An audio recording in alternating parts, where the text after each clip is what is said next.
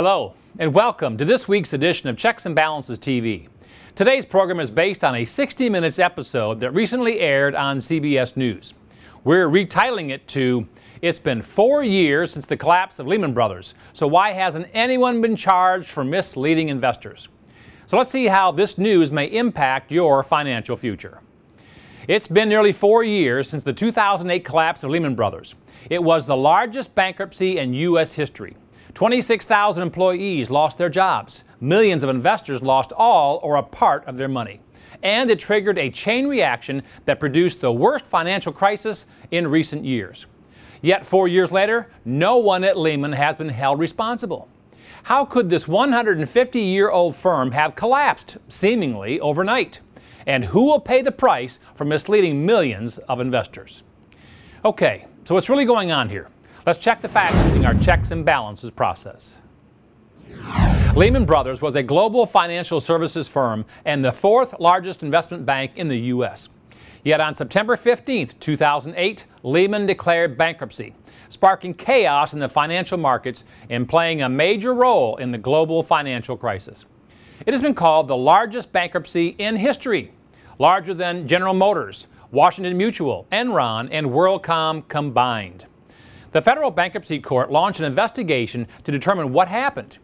Included in their 2,200-page report was enough evidence for a prosecutor to bring a case against top Lehman officials and the company's accounting firm, Ernst and Young, for misleading government regulators and investors. This evidence included how Lehman bought up huge amounts of real estate that it couldn't unload when the market went south. How it had borrowed $44 for every $1 it had in the bank to finance their investment deals. And how Lehman executives manipulated balance sheets and financial reports when investors began losing confidence in the firm.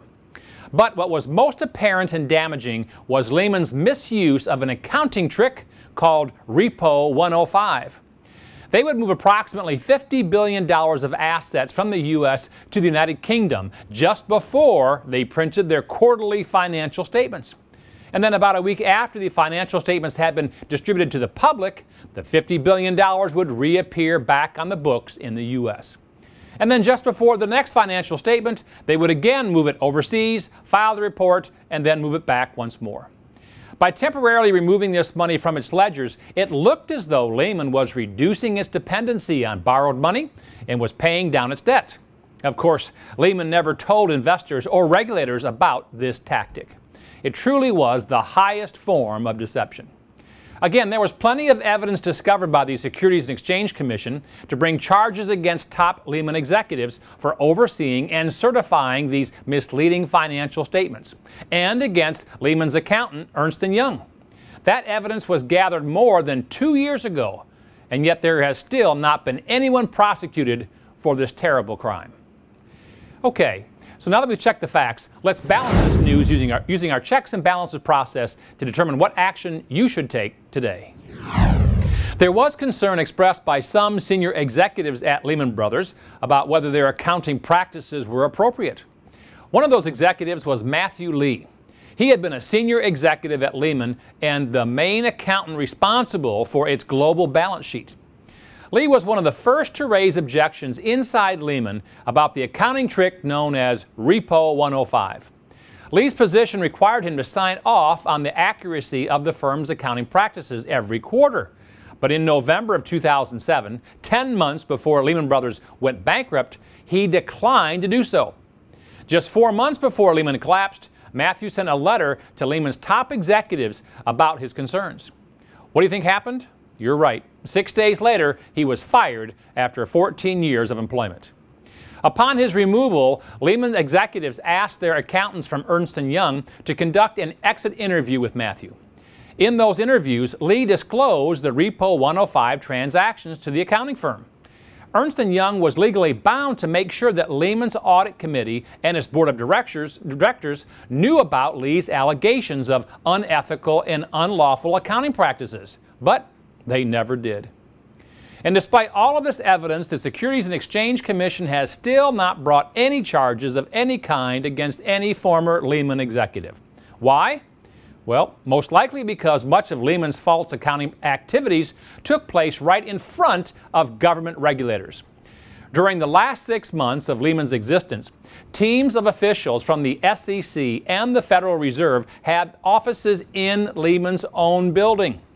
They were there during the time that Lehman was moving assets offshore and then back again, while never disclosing this information to investors who continued to pump billions of dollars in investment money into the firm up until the day Lehman collapsed. Okay, so what's the bottom line here? The SEC is in charge of informing and protecting all of us as investors. And if the SEC knew about some of these problems at Lehman Brothers, it would make it very difficult for the SEC Enforcement Division to now bring action against Lehman. And if the SEC were there and saw it, why didn't they do anything about it at the time? The SEC has set a dangerous standard for future companies to follow. If Lehman executives get away with this, then why would any other company not want to do the same?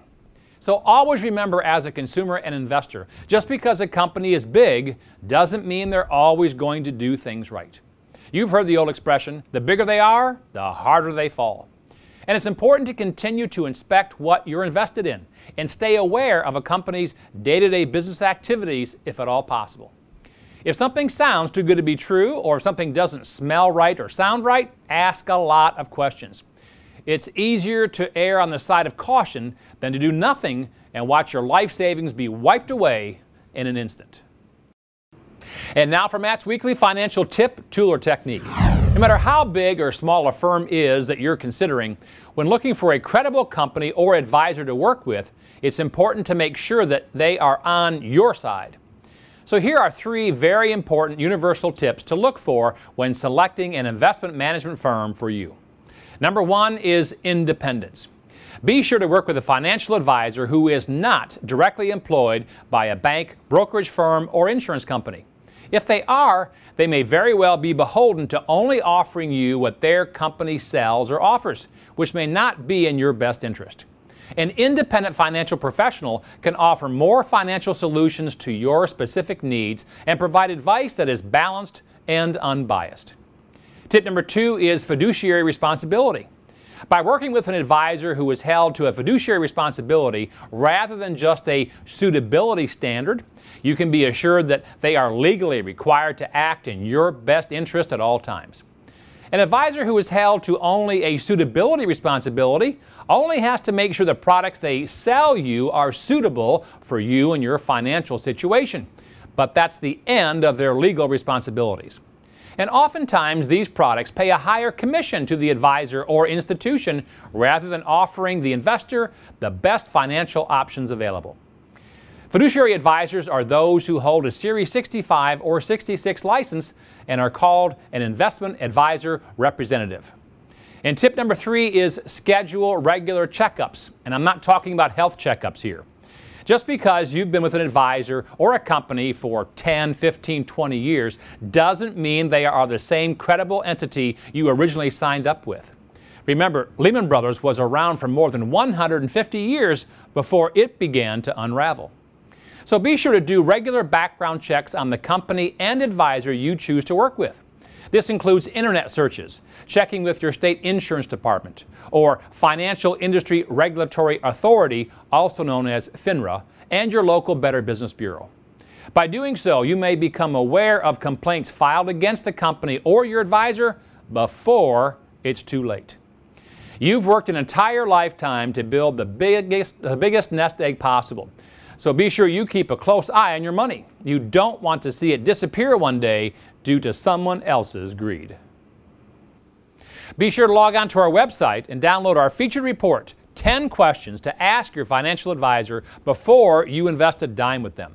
A free report that gives you the information you need to select the very best financial advisor for you. And finally, remember that only you can control your financial future. You can succeed. You just need confidence and determination. I'm Matthew J. Reddick from Checks and Balances TV. Until next time, dump debt, invest wisely, believe in yourself, and make it happen.